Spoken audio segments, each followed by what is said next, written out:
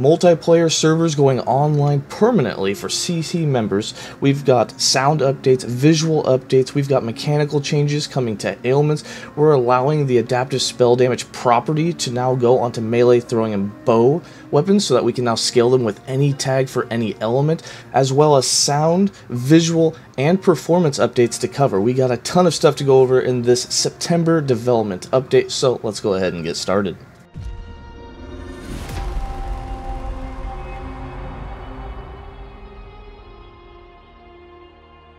Alright, Travelers, Boardman21 here, and let's go ahead and dive into this post. I am going to do the format a little different on this one. Instead of just reading the entire post and giving a little bit of feedback here and there, I'm just going to highlight the parts that I actually want to talk about and give feedback on those parts and why they're such a big deal, or how they affect me and how I see Last Epoch. So let's go ahead and get started. And of course, in the first paragraph, it's just a quick update to tell you that the CT multiplayer build for Last Epoch is going online 24/7 starting in early September, and this means that the community testers will be in full multiplayer test mode, which means that even you could apply and be part of 1,000+ other people that can go online at any time you wish to test the multiplayer experience in Last Epoch. So first, let's talk about the progress they've done since the last update, which we covered last month. And since that update, they now have all of the abilities in the game working, which means they've made a ton of progress and they're all complete. Channeled abilities were the last ones they needed to do. They've got those done now. Now they're focusing on ensuring all abilities are smooth and responsive in multiplayer, which means big quality check. Essentially, this comes down to just doing minor bugs with things like positioning and network interpolation. And then as well, they've also progressed in the monolith and got that to about 95% completion for having it ready for multiplayer. They've also made great progress on the new chat system. They've completed matching priority of features with the current chat system, and they're now working on expanding the functionality. This change to the chat system gives a lot more flexibility to them, as well as potential for features more than the old system had, so that they can do a lot more things on the fly, and there'll be a lot more options and just a lot more quality in the chat system for Last Epoch, which will be a really nice change, as right now I don't even have chat enabled in-game.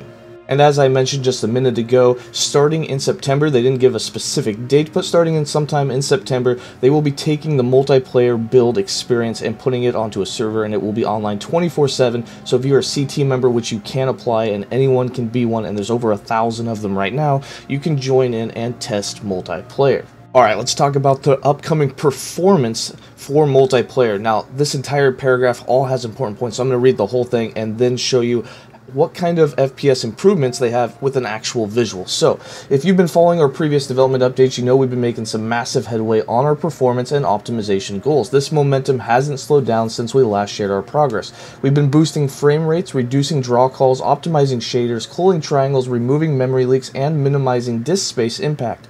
The result of all this means your time in Edera is feeling smoother, more beautiful, and more immersive than ever before, and there's going to be a visual to prove that below.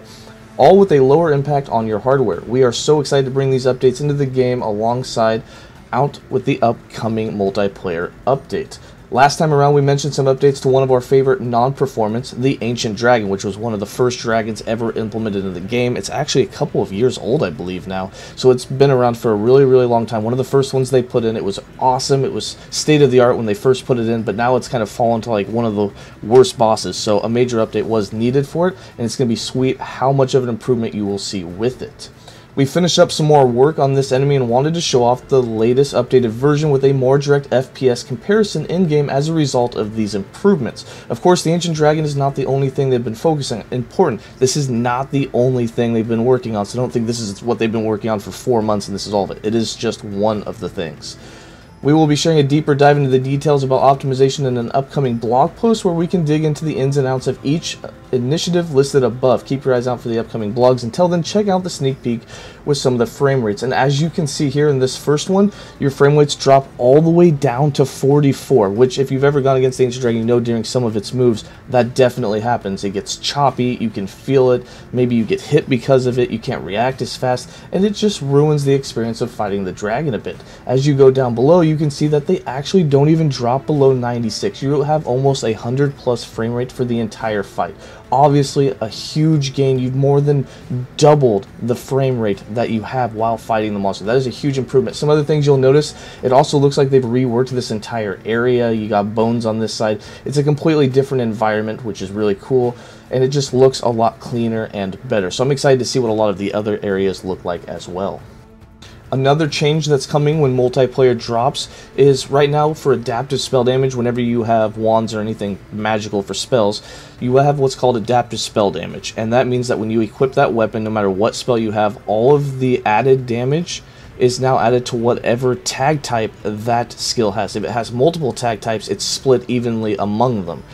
And what's always been a hard thing is for melee, bow, and throwing attacks is you have to have very specific types. Usually most things come with melee added physical damage, and you might be trying to build a fire or a void skill, and it just doesn't match up, and so you have things like erasing strike or void warpath that are actually doing more physical damage than they are of the type you want, and scaling gets a little weird and unintuitive. They are completely changing that in multiplayer. All of those weapon types will now come with what we would call adaptive spell damage. They won't have the word adaptive, but basically what you'll have is when you equip that weapon, whatever skill you're using and the tags it has, everything will be converted to that, which makes it nice, and you'll be able to use any skill now with any weapon and not have to try and scale just physical on everything to make it work.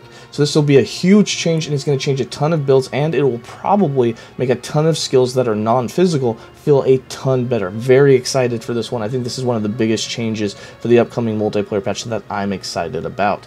And then below they have an example of this on an Oracle amulet. You can see, because normally you can add physical damage or add fire throwing damage to it. In this case you now just have +7 or whatever range it rules, but now you have plus throwing damage, which means when you equip that, if you're doing like fire acid flask, it will now apply added fire throwing damage to it, which is really, really cool. Again, super excited for this. Alongside this, they've also revisited flat throwing damage. Throwing skills often don't benefit from flat implicit damage on weapons, and a such stat would be much higher base damage on the skill. Currently, there are not a lot of sources of flat throwing damage, meaning while throwing skills often start out strong, there's some difficulty getting throwing to scale in the late game without using ailments or trigger effects. To address this, they've changed the catapult's effect on items to provide flat throwing damage, which, like the new melee, is considered adaptive, as well as changing Bliss's affix to provide flat throwing damage rather than flat throwing physical damage. What this means is it should be easier to scale your throwing damage into the late game, especially when you get into those exalted affixes or adding that affix to legendary items. Alright, next we got some changes coming to the ailment system. This one's particularly important, and I'm going to cover the entire thing, so let's discuss it. Another game mechanic they're looking at for this patch is ailments. We're seeking to make ailment-related stats easier to understand, more intuitive as to how they work, as well as making them easier to balance, particularly in multiplayer. The goals here aren't necessary for immediate balance improvements, but for performance and user experience, as well as moving into multiplayer and 1.0. So again, this isn't going to balance them and make everything in the world perfect. I'm sure poison will still be extra powerful. However, it's going to be more intuitive to how they work, because ailments are one of those things that you see questions about every day, because there's so many different aspects of them, such as shred, how they stack, what's the limits, how they're affected by multiple things, why poison gets a bonus per stack that's on an enemy and others don't. And so it's going to be really nice to see that they're going to be easier to understand and just more intuitive. How they do that? Well, let's find out. While they want to maintain a level of depth and complexity in last Epoch's item system, they also want to put a large priority on getting players invested in that system enough to care about the details. And a key part of that process is making sure the stats, effects, and interactions are clear. There were two areas they felt were easily misunderstood when it came to scaling the damage of ailments. One is that they are affected by penetration, and the other is that increased effect acts as a multiplier to their damage, but multiple sources of increased effect are additive. So again, these were just some of the questions that were asked daily, either in-game chat, on YouTube, on Twitch, in Discord, always being asked because it just didn't make sense to a lot of people until, of course, it did, but they had to ask, and so it's going to be a way to clear that up. To alleviate both concerns for damaging ailments, we are replacing stats like 10% increased ignite effect with 10% fire penetration with ignite. A lot of these changes will probably be inside of the skill trees themselves, but you might see some in passive skills or elsewhere. Now, not all the changes are going to be a one-to-one effect, which means some balancing is going to take effect, some things may become more or less powerful, but at least they should just work together and not have so many multiple sources of things. Most non-damaging ailments, such as Armor Shred, will retain their increased effect stats. Another commonly discussed topic they've had a look at is how some ailments, in particular resistant shredding ailments, tend to greatly favor faster hitting builds. And basically what this means is if you can apply 20 stacks to get the maximum effect for shred, then you're going to want to hit fast enough to get 20 stacks on the enemy at all times, which means faster hitting builds that apply more hits, getting more shred on the enemy, were very beneficial. In order to fix that, they're reducing the maximum stack. So this isn't great for performance, it's not great for networking or build diversity, and as such, they're going to reduce the stack limit on resistant shredding ailments. Instead of stacking a lot of them from 20, they're going to be reduced down to 10, such as shock.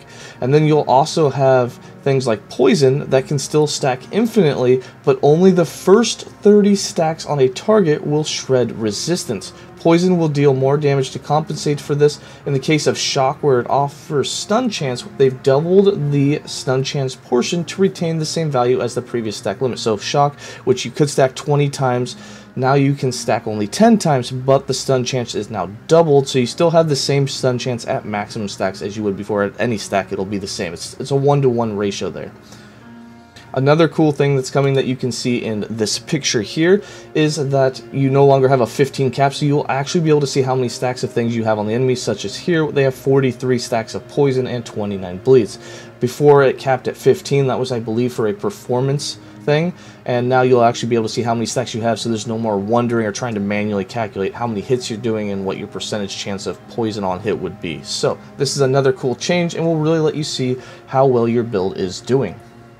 One more thing for ailments, alongside this, they've also reassessed how damage over time is factored into Tooltip DPS. While ailment duration would theoretically just be a multiplicative for DPS, this is not felt in practice, as many targets die before most of the ailments that were inflicted would have expired. As such, Tooltip DPS previously curtailed the effect of increased ailment duration. However, it did not apply the same principle of diminishing returns to the base ailment duration, resulting in ailments being perceived as having an exaggerated effect on Tooltip DPS compared to their actual usefulness for damage. You would see this a lot with poison because of its 5% bonus and things that it would get with so many stacks and shred being on an enemy, that your tooltip might be pretty low, but as you're attacking something, that DPS can get more and more insane, and it jumps and skyrockets much higher, and it would just be absolutely exaggerated. There are times where I've seen poison builds have like 1,000,000 damage tooltip DPS, however, for the first few seconds of a fight, you were doing basically nothing to an enemy, which was absolutely crazy and really confused a lot of people. This approach has been changed so that diminishing returns apply to ailments total DPS as long as it lasts at least 1 second, rather than distinguishing between base duration and extra duration from increased duration stats, and this results in the tooltip DPS being lower overall. This is a good thing, as it's more expected for the results. Again, the first few seconds in a fight before you get those stacks up, your damage is always lower, so having a lower tooltip DPS, you're going to expect it more. Instead of seeing a 1,000,000 damage tooltip DPS, and yet when you go to do a fight, you're only hitting for a few hundred damage and getting a few hundred damage ticks for the first few hits, you will now expect less, which is a good thing. You will feel better when the build's actually doing what it says, and not when it's not doing what you thought it was going to do. Alright, next we got updated models in the VFX.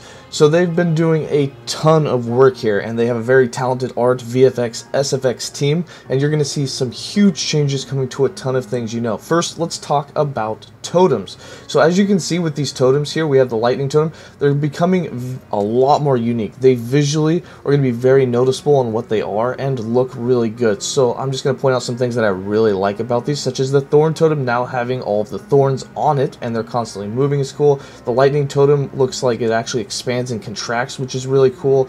We have the earthquake, or the shatter, and you can see with the rest of these, they just look really good. I really like them. For spells, a couple of them that they're teasing off is both Fireball and Wandering Spirits. Wandering Spirits I feel like it's changed a few times, but I really like the look of this new one. It looks really cool. And then of course we have Fireball, which looks a lot smoother. Very excited for that, as we also know that Fireball has some performance issues, so hopefully we see those disappear as it gets updated with its new visual. For enemies, this is a big one.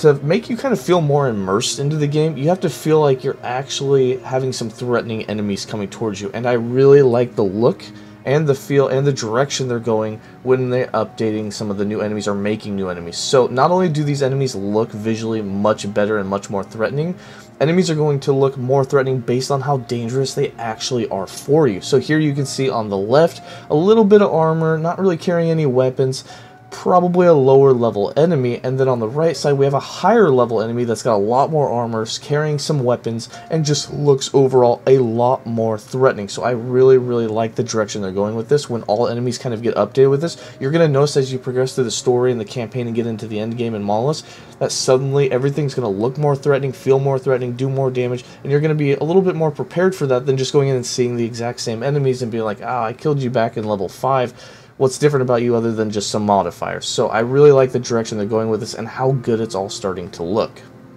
Alright, and then the last thing that I want to do for you guys is talk about the sound update. So I'm going to play this clip and then talk about a little bit. We have Serpent Strike and Death Seal here, and you can also see that Death Seal has visually changed a little bit. So let's go ahead and play this here. First, we have Serpent Strike, and you can hear it's a little bit more clear. It sounds good. I still think when you have Aspect of the Shark and you get that going crazy, it might still be a little bit of a problem, but we'll have to wait and see. And then here we have Death Seal. It sounds a lot cleaner. Visually, you can see when it's active above your character, which looks really good. I really like that.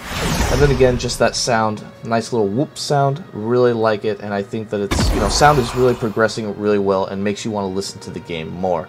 A lot of times I have the in-game sound muted because I'm not really liking the sounds that I hear, or it's just easier to play music in the background because it's just better. But I think Last Epoch is making some good progress on sound and music in the game. So that's going to wrap up the entire video. A lot more stuff is coming. This is not the entire list of what's coming in multiplayer. It's just an update to a lot of the things that they've recently been working on for the last month or so. Now, a lot of these things that they've been working on longer than a month, but since the last update, this is a lot of the progress they've made. There's going to be a lot more stuff coming for multiplayer. It's going to be a huge update. Again, there might not be a total amount or a lot of new content coming, but there is a ton of updates coming, and it's going to be really nice going into fresh multiplayer, having the entire game be updated so that it's all visually and just performance-wise on the same level instead of, changing from zone to zone and monster to monster. Getting the whole game to have that quality, that high quality level all the way across the board is going to feel really good going into multiplayer, and I'm super excited for it. Go ahead and let me know what your favorite update or what you're most excited about that's coming in multiplayer, and if it was in this post, and we can go ahead and discuss any questions that you have. So feel free to comment below. As always, stay safe, travelers, and have a good day.